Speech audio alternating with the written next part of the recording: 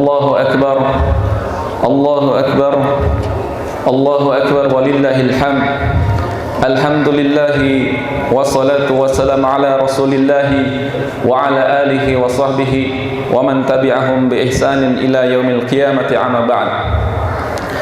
Fa ya ayyuhan nasu taqullaha haqqa taqwahu kama qala ta'ala ya ayyuhallazina amanu taqullaha haqqa tuqatih wa la tamutunna illa wa antum muslimun. Ma'asyiral muslimin rahimani wa rahimakumullah. Segala puji bagi Allah Subhanahu wa taala. Pada kesempatan ini merupakan kenikmatan yang tidak terkira. Allah Subhanahu wa taala telah memberikan kenikmatan kepada kita, kenikmatan iman dan kenikmatan Islam, serta Allah Subhanahu wa taala telah menyempurnakan nikmatnya bagi kita setelah kita melaksanakan saum Ramadan. Alhamdulillah, Allah telah menyempurnakan nikmatnya bagi kita sehingga kita bisa melaksanakan ibadah saum disusul dengan salat Idul Fitri. Hadirin rahimani wa rahimakumullah. Ibadah selama 1 bulan di bulan Ramadan, kita melaksanakan saum yang merupakan rukun Islam,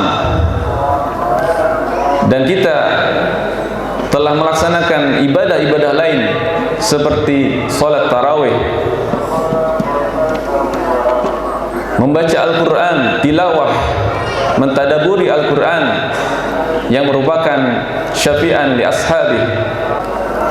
Dan juga kita telah melaksanakan ibadah-ibadah lain seperti sedekah. Kita telah melaksanakan zakat fitrah. Dan ini adalah kenikmatan yang besar bagi seorang mukmin, di mana Allah Subhanahu wa taala menginginkan agar hambanya setelah melaksanakan ibadah di bulan Ramadan ini agar menjadi hamba Allah yang bertakwa, sebagaimana firman Allah Subhanahu wa taala di dalam surat Al-Baqarah ayat 183, ya ayyuhallazina amanu kutiba alaikumus siyamu kama kutiba alal ladzina min qablikum la'allakum tattaqun. Wahai orang-orang yang beriman, diwajibkan atas kalian berpuasa sebagaimana diwajibkan kepada orang-orang sebelum kalian agar kalian bertakwa.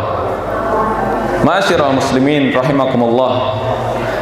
Takwa inilah yang diharapkan dapat kita amalkan di 11 bulan berikutnya, bahkan sampai kita dipanggil oleh Allah Subhanahu wa taala senantiasa mendawamkan takwa. Oleh karena itu hadirin sekalian, kita harus memahami apa itu takwa dan mendawamkannya dalam kehidupan sehari-hari kita. Hadirin rahimani wa rahimakumullah.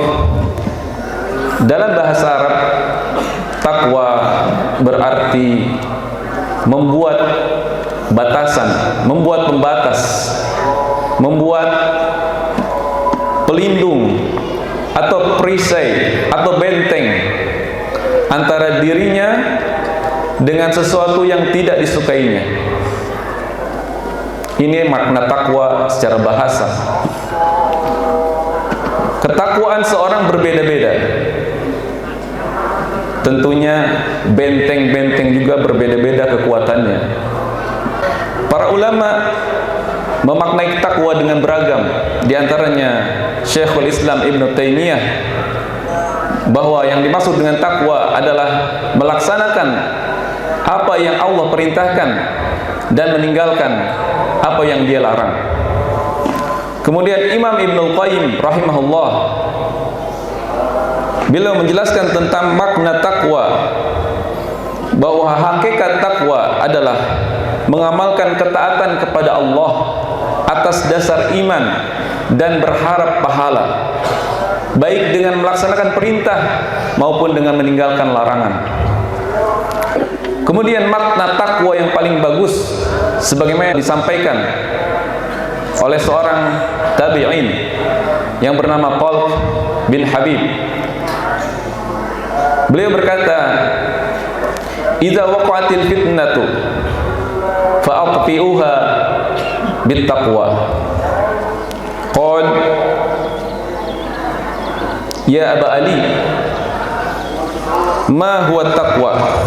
Qal, "An ta'mala bi ta'atillah ala nurin min Allah tarju sawaballah wa an tatruka ma'siyatallah ala nurin min Allah takhafu iqaballah." Apabila terjadi fitnah, yaitu huru-hara atau pertumpahan darah, maka padamkanlah ia dengan ketakwaan. Maka orang-orang pun bertanya, "Wahai Abu Ali, apakah takwa itu?" Maka beliau menjawab, "Engkau melaksanakan ketaatan kepada Allah di atas cahaya Allah karena mengharapkan pahala dari Allah, dan engkau meninggalkan kemaksiatan kepada Allah di atas cahaya dari Allah dalam rangka takut terhadap azab Allah." Hadirin rahimani wa rahimakumullah, makna takwa ini disebutkan oleh para ulama makna takwa yang paling bagus, karena terdapat 3 unsur di dalam definisi takwa ini. Yang pertama, mengandung makna yang disebutkan oleh para ulama seluruhnya, yaitu melaksanakan perintah dan menjauhi larangan. Yang kedua, karena mengandung 2 syarat diterimanya ibadah, yaitu ikhlas dan mutaba'ah. Ikhlas mengharap keridhaan Allah, mutaba'ah mengikuti contoh dan teladan Rasulullah sallallahu alaihi wasallam. Dan yang ketiga, mengandung 2 rukun ibadah, yaitu khauf, rasa takut, dan roja, rasa harap. Hadirin rahimani rahimakumullah, Umar bin Khattab pernah bertanya kepada Ubay bin Ka'ab radhiyallahu anhuma tentang apa itu takwa. Maka Ubay menjawab, "Apakah kamu pada suatu hari pernah melewati jalan yang berduri?" Maka Umar pun menjawab, "Pernah." Kemudian Ubay bertanya kembali, "Lalu apa yang kau lakukan?" Umar menjawab, "Aku waspada dan berhati-hati."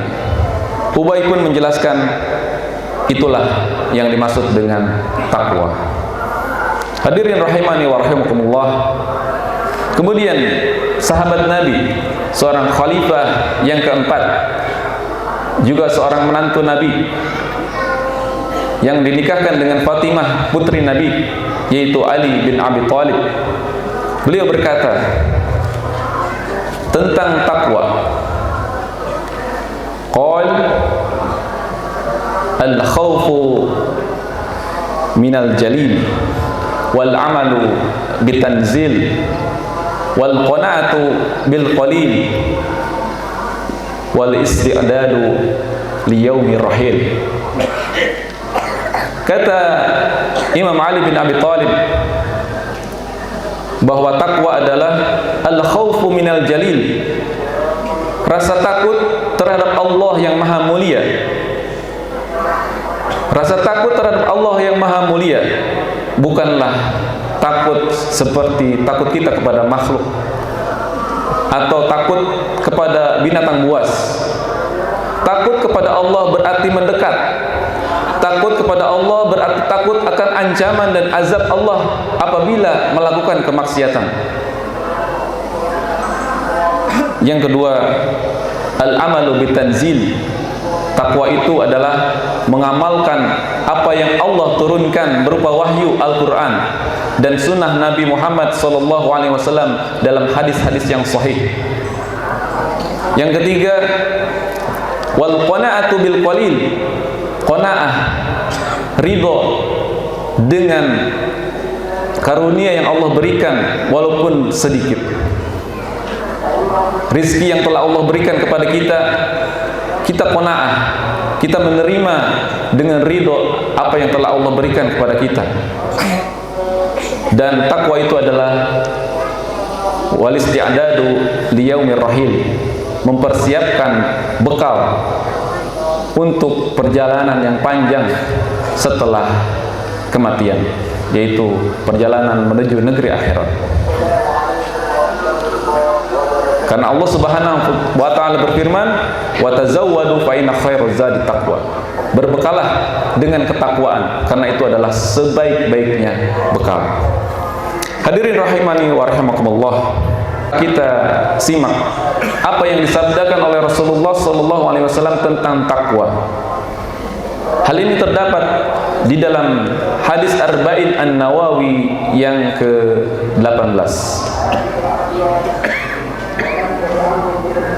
An Abi Dzarrin Jundub bin Junadah wa Abi Abdurrahman Mu'adz bin Jabal radhiyallahu anhuma an Rasulillah sallallahu alaihi wasallam qala ittaqillaha haitsuma kunta wa atbi'is sayyi'atal hasanata tamhuha wa khaliqin nasa bi khuluqin hasanin. Rawahu Tirmizi.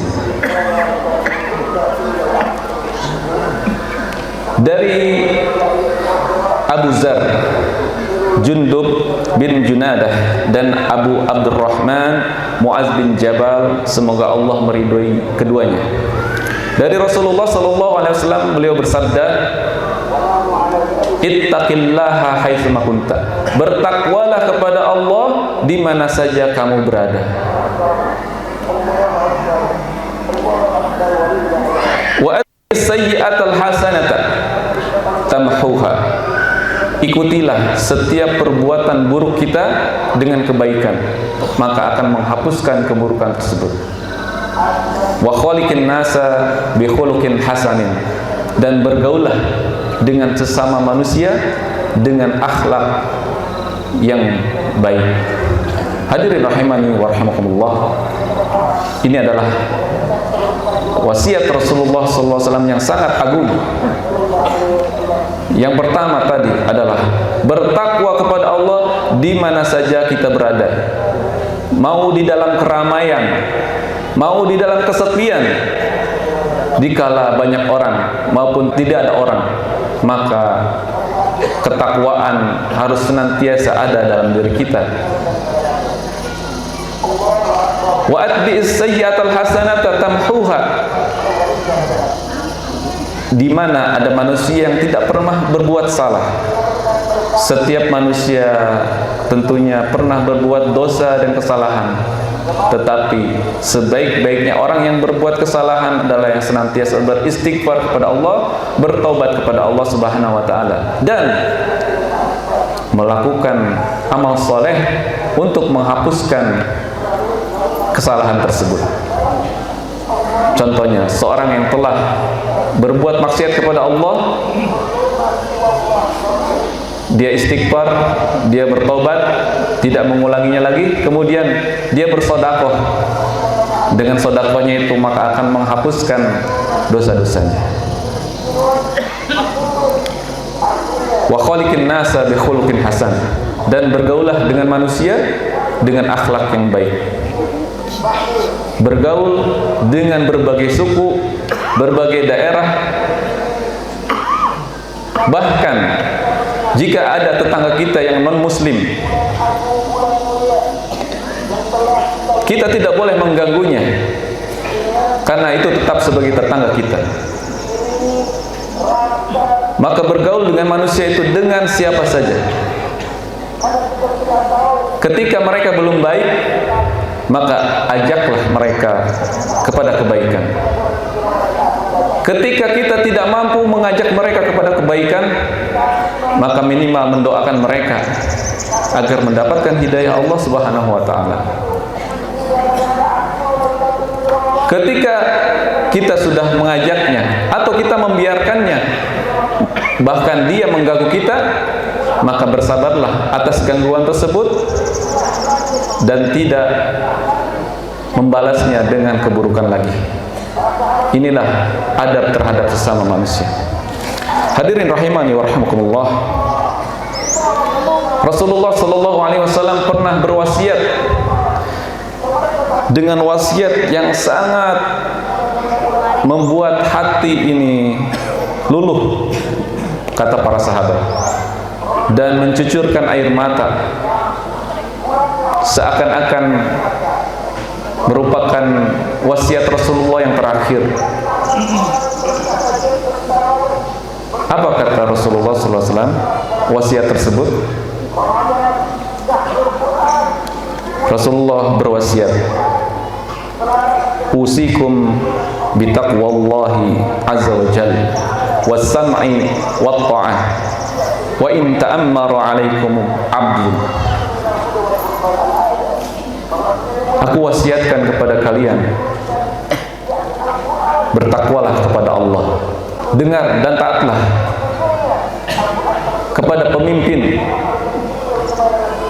walaupun yang memimpin kalian itu adalah seorang budak yang hitam legam. Ketika dia memimpin suatu negeri dengan perintah yang tidak menyelisihi syariat, maka kita harus taat terhadap pemimpin. Wasiat Rasulullah yang sangat berharga ini,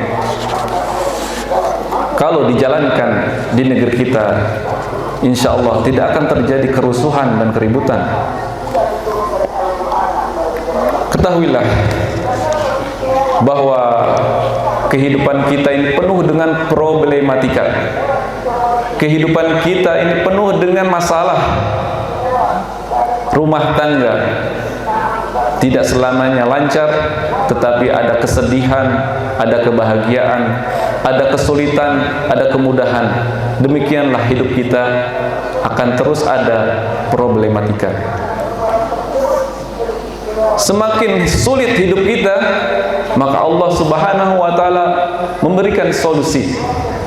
Di dalam surat At-Talaq ayat 2 sampai 3, wa may yattaqillaha yaj'al lahu makhraja wa yarzuqhu min haitsu la yahtasib. Barang siapa yang bertakwa kepada Allah, Allah akan menjadikan jalan keluar baginya dari segala kesulitan, dan Allah akan memberinya rizki dari arah yang tidak disangka-sangkanya. Ma'asyiral muslimin rahimakumullah, terakhir, bahwa sesuai dengan tema khutbah pada kesempatan ini, yaitu menggapai kemenangan dengan takwa. Kemenangan apa yang dimaksud? Allah Subhanahu wa taala berfirman di dalam surat An-Nur ayat 52, wa may yuti'illaha wa rasulahu wa yakhshallaha wa yattaqhi fa ulaika humul faizun. Dan barang siapa yang taat kepada Allah dan Rasulnya, dan takut kepada Allah dan bertakwa kepadanya, meninggalkan kemaksiatan, maka mereka itulah orang-orang yang mendapatkan kemenangan. Dalam tafsir Ibnu Katsir dijelaskan tentang firman Allah Azza wa Jalla bahwa mereka orang yang akan mendapatkan kemenangan, yaitu maksudnya adalah orang-orang yang berhasil meraih semua kebaikan dan selamat dari semua keburukan di dunia dan di akhirat. Demikianlah para hadirin sidang Idul Fitri yang berbahagia, bahwa kita ini ingin semuanya menggapai kemenangan dengan takwa, menggapai semua kebaikan-kebaikan di dunia untuk bekal kita di akhirat, dan meninggalkan semua keburukan-keburukan di dunia agar kita terhindar dari azab Allah Subhanahu wa taala nanti di akhirat. Wa sallallahu ala nabiyyina Muhammad wa ala alihi wa sahbihi wa sallam. Taqabbalallahu minna wa minkum salihan a'mal, wa akhiru da'wana anil hamdulillahi rabbil alamin.